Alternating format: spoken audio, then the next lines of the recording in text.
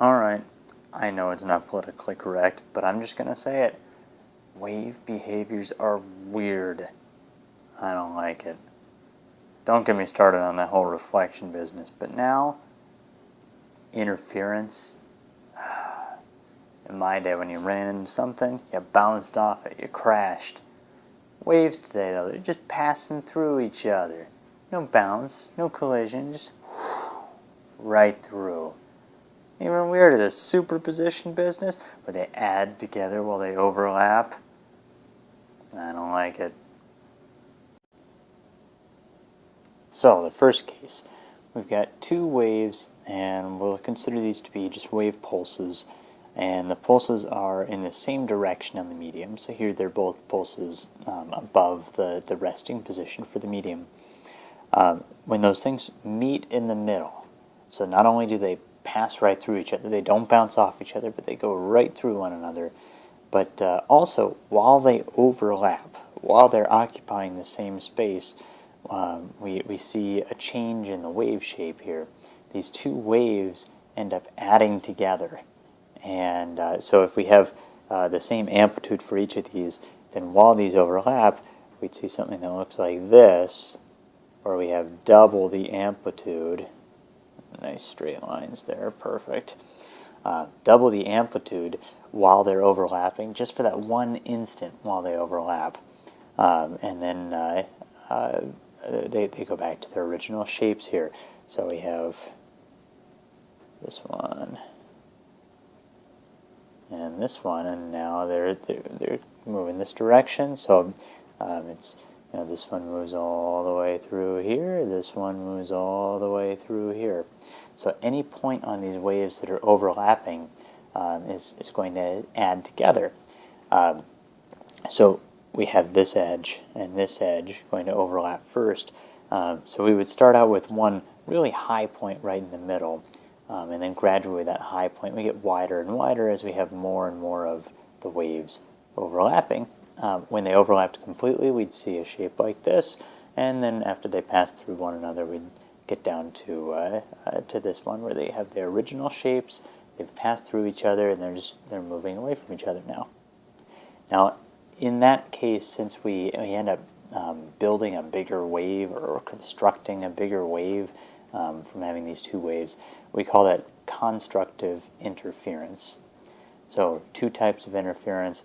Constructive interference is one of them. We'll look at the other one next, destructive interference. To figure out the shape of that wave while these two things overlap, we use the principle of superposition, which just states that the net effect on the medium is going to be the total of the effects from the individual waves. So this bump over here wants to take it up by some distance, 1 unit. This one wants to take it up by 1 unit, and so while they overlap, we see that medium rise up by 2 units. Now, if on the other hand these bumps, these wave pulses, are on opposite sides of the medium, so here we have one raising the medium up and the other lowering the medium, we get what we call destructive interference. Now, we still use this principle of superposition to figure out the net effect on our medium. We just have to call the effect from one of these things negative. So let's say this is a positive 2 for the one on the left and a negative 1 for the one on the right. When those meet at the middle, when they overlap completely, we have a positive 2 plus negative 1. We have a net effect of just positive 1. So we'd see something that looks like this, just while they're overlapping completely. So that's a distance 1. And then after they pass through each other, they go back to their original shapes. They're just on the other sides.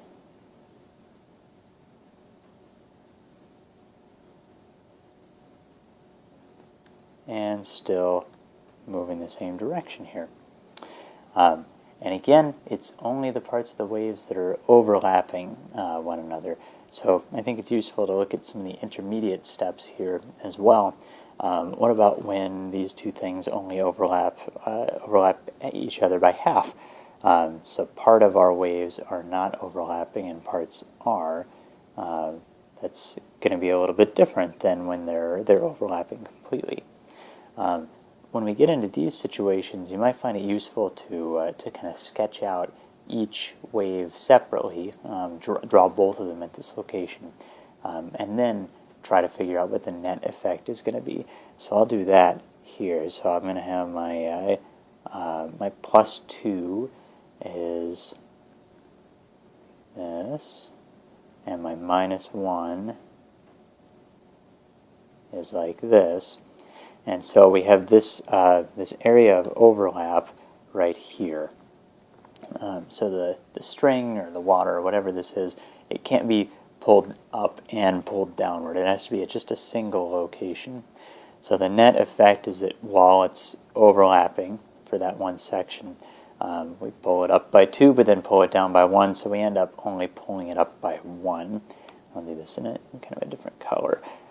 So while they're not overlapping, it just looks like each individual wave. But while they are overlapping, it's the net effect from the individual waves. So this is the rest of the medium here.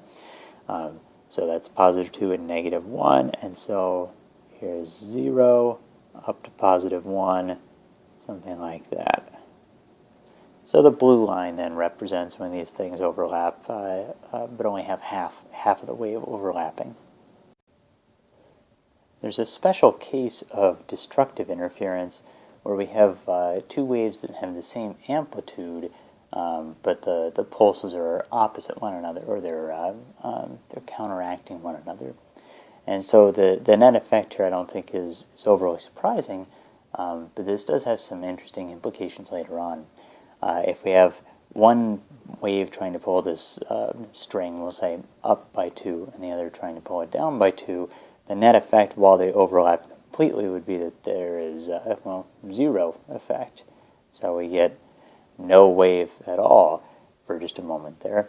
And then they pass through each other, and we get our downward bump over here, and we get our upward bump over here, and they're still going in their original directions.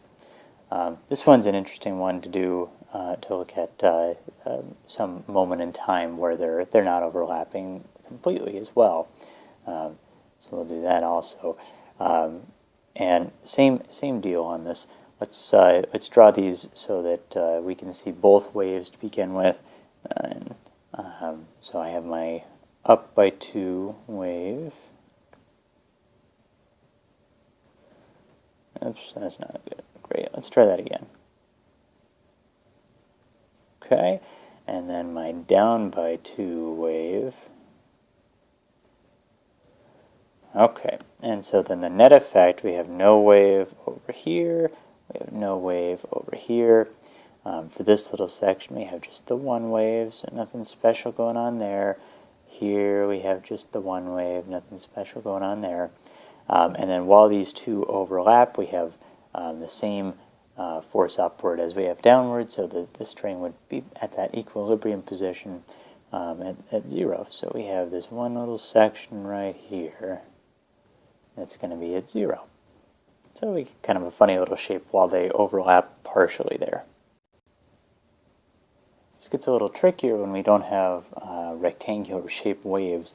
We get some other shapes here, so I've introduced a triangle on this one. Of course, it gets even more complicated if we have, say, a periodic wave with a sine wave shape to it. We'll get to that later on. But with the triangle in place, we get sort of an interesting shape here. Again, just drawing each wave so that they overlap, I think, is the right strategy to solving these problems. So we have one wave that does that. We have another wave that comes down. I'm going to draw these off to the side here. Another wave that wants to pull it down for that same area. And so the net effect, out here we have no waves. Okay, right at this very first location here, we're pulled up by 1 by this one, we're pulled down by 1 by this one, so no net effect there.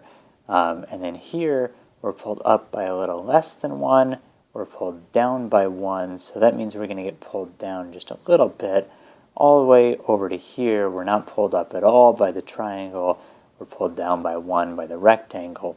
So we're going to end up with a shape that starts with no change and ends up getting pulled down by 1, and then back to our no wave shape. So the orange there is the net effect from that one.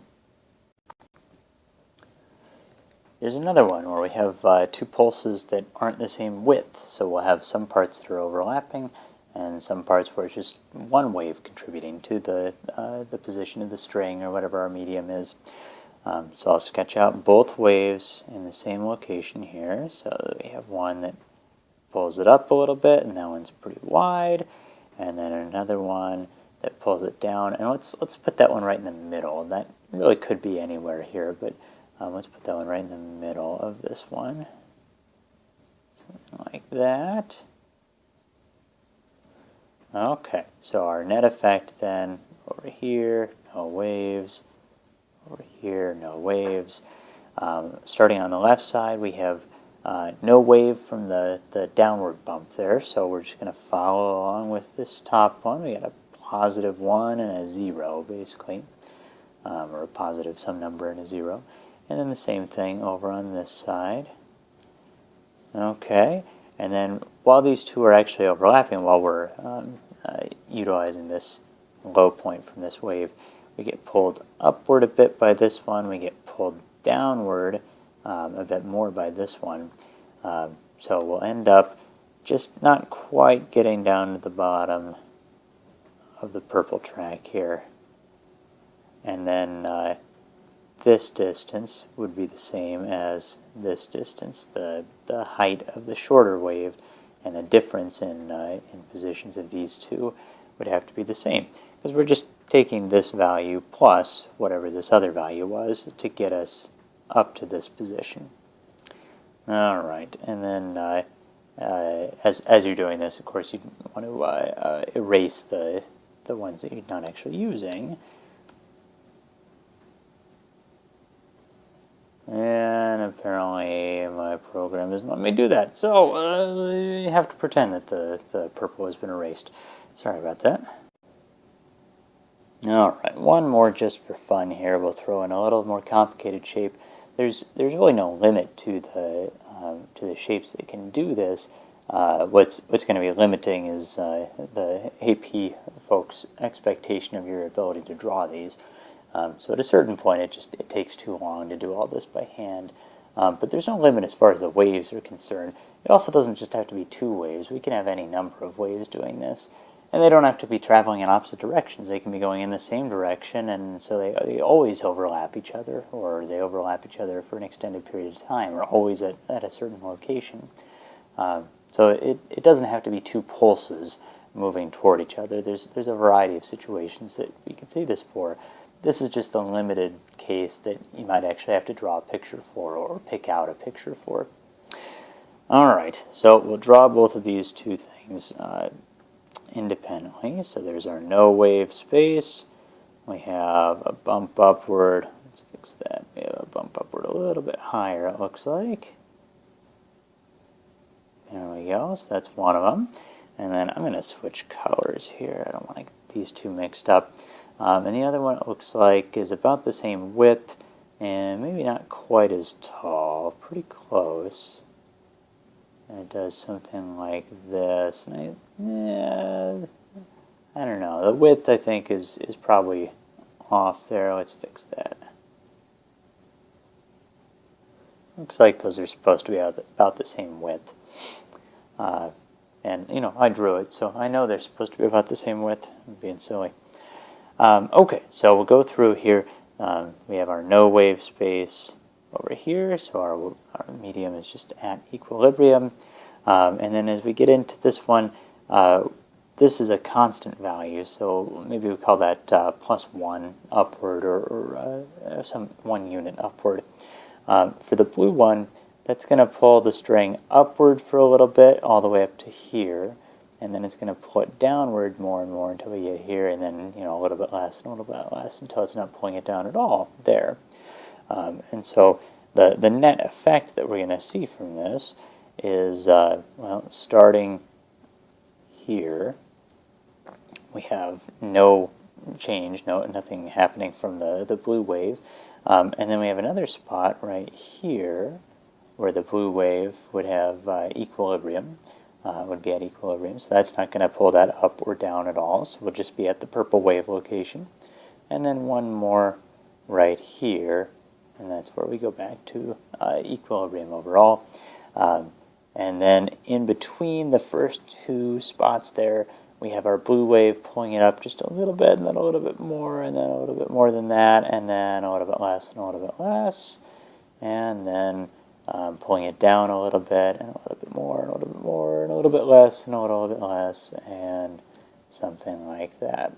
So we end up with this very, very strange looking shape here in the orange there.